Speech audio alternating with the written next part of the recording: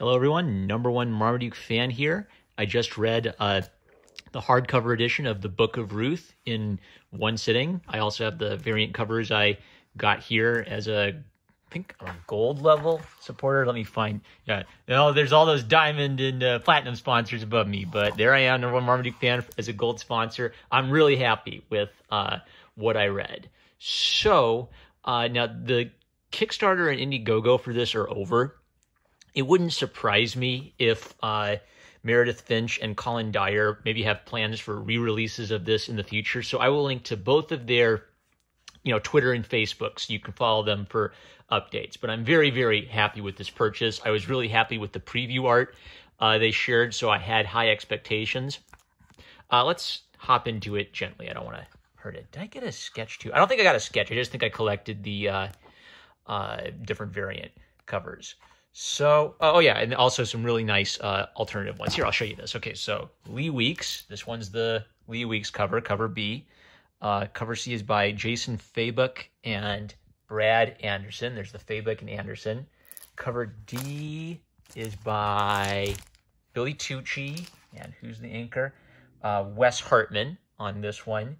And cover E is by David Finch and Colin Dyer. All right, so elephant in the room here is that Colin Dyer is a brand new comic artist. I think I had him on my channel for an interview, and Meredith mentioned that she found Colin on Facebook. She just sent out requests looking for artists, and Colin responded. And I think this is his first published comic work, and he is a gem of a talent. I think that you can see like really big things coming from Colin Dyer in the future. He should be really proud of what he did here.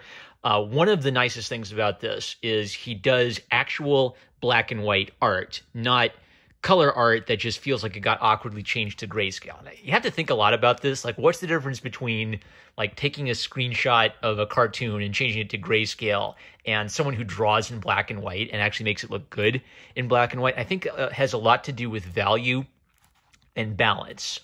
Maybe like on a lot of the old movies, because they had to use black and white, that meant they couldn't rely on colors, so they had to think in black and white almost, which meant that the end result look good. And then once everybody starts working in color movies, you might forget some of those techniques. So what Colin does is he uses a lot of really solid blacks in important places. And he also, you can tell that he improved a lot as time was, like the early art is really good, solid still, but I think he just kept taking a level in badass every few pages. So what are some of his strengths? So balance, really solid darks, really bright whites, the grays in between, he introduces some like nice sketchy elements to them, so they don't just feel like, flat grays. They feel they have some texture and some life to them. Human expression, he does he's really good at that. So there'll be like pained expressions, over the top surprised expressions, that kind of great stuff. And he also does some really good, I want to find a good example. So pages like this where there's important light and shadow for dramatic effect, and pull away angles to show more of the room. So he's really hitting basically every single level he needs to be hitting for dynamic, interesting, and engaging comic book art, for good visual storytelling. And he's adding nice drawing techniques like texture and shading to add, some flavor or some life to everything. So great talent, young, just at the start of his career. This is probably the start of some many great things. So now that I've talked about Colin Dyer's art, let me talk about Meredith Finch's adaptation. She's worked for DC Comics in the past, and so the obvious thing is this is an adaptation of the story of Ruth, which is a story with a lot of great material to mine.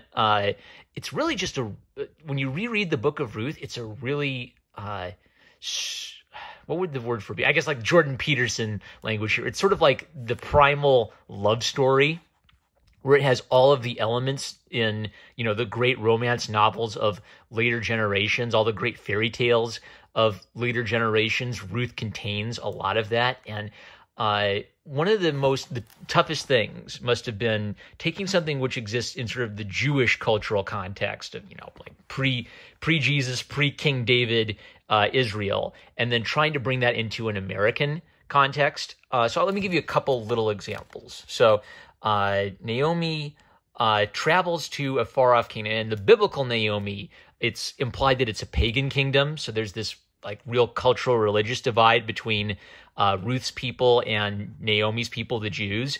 And then she loses her husband, she loses both of her sons, and she has 2 daughters-in-law left to her. And of those 2 daughters-in-law, only Ruth goes back with Naomi to Israel. Your God shall be God, my God, your people, my people. You know, having lost her husband, she loves her mother-in-law so much, she's committed to taking care of her mother-in-law. So maybe kind of like the problem with Ruth from a writing perspective is that the whole point of Ruth is that she's a really, really good woman, a woman of strong faith, a woman who embraces God, a woman who takes care of her mother, right? And so the traditional idea of writing is, oh, well, your protagonist has to have a flaw. But kind of the whole point of Ruth is that her journey begins with her being a good and faithful person and being tested a lot.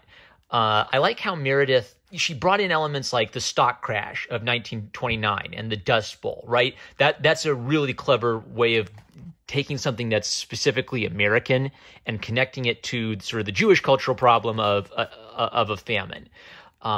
When she comes back, they meet Boaz. Let me find a picture of Boaz, who's an older guy. I like how he looks like nice and really impressive on his horse. He's an older soldier, right? And so Boaz sort of immediately notices that Ruth is a good, hardworking person. Like if you see a young woman who's taking care of her mother like that gets your attention, right? And so this is sort of like the Cinderella story where people say, oh, Cinderella doesn't have any agency. No, the point of Cinderella is that Cinderella is a good person. And because she's a good person, for God, or depending on the version of the story, just fortune smiles upon her and she escapes her difficult circumstances. So because the point of the story is that Ruth is a good person, her goodness gets noticed by other peoples, and that evokes sympathy. Well, wow, she's such a good person. I want to help her out. She's going through a really hard time here. There's a nice element where, so this is another good example of how Meredith Finch is adapting it. In the biblical story, Ruth is a foreigner and may have come from a family that worships foreign gods, right? So real outsider in Israel. In this, it's a bit more of a city slicker, country boy. Cultural divide, which that works. I resonate with that. A lot of English readers and American readers will connect with that easily, and it translates. One of the things that I didn't know how they were going to do this, but in Jewish law, there was this thing where if a woman's husband died, a nearest relative could marry her, and basically it was sort of his moral responsibility or legal responsibility to do it. And the biblical Ruth's problem was her nearest relative was someone she didn't really want to marry. So the biblical Ruth does this really daring thing where she goes and sneaks into Boaz's bedroom and uncovers his feet, which was then and is now like a really forward thing to do. And she was basically saying, "Will you marry me, please?" Wow.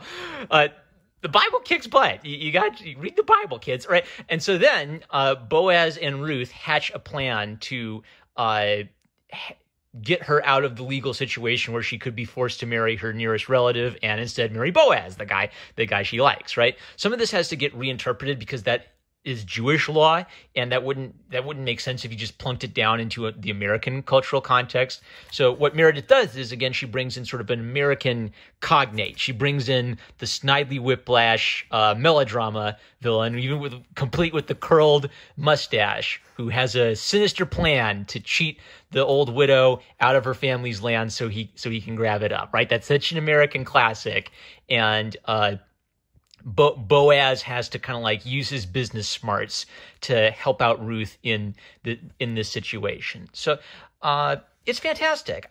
So what do I want to hit on? The story of Ruth, the original story of Ruth, is a primal love story with a lot of really deep themes and a really kind of cute comedic interplay. Like it's literally the first romantic comedy. It's really funny how Boaz and Ruth figure out how to get him out of this difficult legal situation. So Meredith captures that vibe of it. She in the introduction mentions how she talked to her priest about this scene. So let me find it. Actually, it would be like culturally significant in Jewish times for a man to put his coat over a woman. That would basically like be him saying, "I will take care of you, I will protect you, I will marry you." Right, so they bring that exact scene into this, and they combine it with basically a proposal. So if you're English and you don't know what the Jewish cultural context is, that's okay. They'll explain the cultural context for the American reader who doesn't know the biblical story. That's really good writing. So that all that is to say is that Meredith Finch picked up on the key themes of the biblical story, and in translating them into an English kind of what would it be, Depression-era context, explains it in a way that makes it fit rather than just taking the Bible and plonking it down into America and not adjusting it and then having like all these weird inconsistencies. So a really good example of adaptation. I wouldn't have minded. I don't. What would it be? I kind of missed seeing the scene where Ruth sneaks in and uncover Boaz's feet, because that's such a distinctive scene in the biblical story. She sort of amended it to Ruth attending a kind of like, what would it be, like country hoedown ball, which is kind of has a nice Cinderella element to it. So there were changes. There were some changes that were making me think, oh man, I like the biblical story here a little better. And there were a lot of her changes, though, were really good, sensible adaptations to help explain it. So great work of adaptation. Fantastic art. I am very happy I backed this project, and I will link to the creators so you can follow them for future works and keep an eye out for who knows, maybe there won't be a future release. Maybe you'll just have to get it on eBay. But if there is, you should definitely pick it up. And I think you will definitely enjoy this. If you love romance, if you love really good art, I think this will speak to you. All right, that's it. I'm a Marmaduke fan. Happy I backed this book. Love you guys. Catch you later. Typo! Typo! Typo! Tweet me at Jane and Akira if you want a comic, and I'll proofread it. $5 per typo. If I find no typos, you pay nothing. Typo! Okay, cut that out of my system. No, I'm not OCD. No, I'm a Marmaduke fan. Love you guys. Catch you later.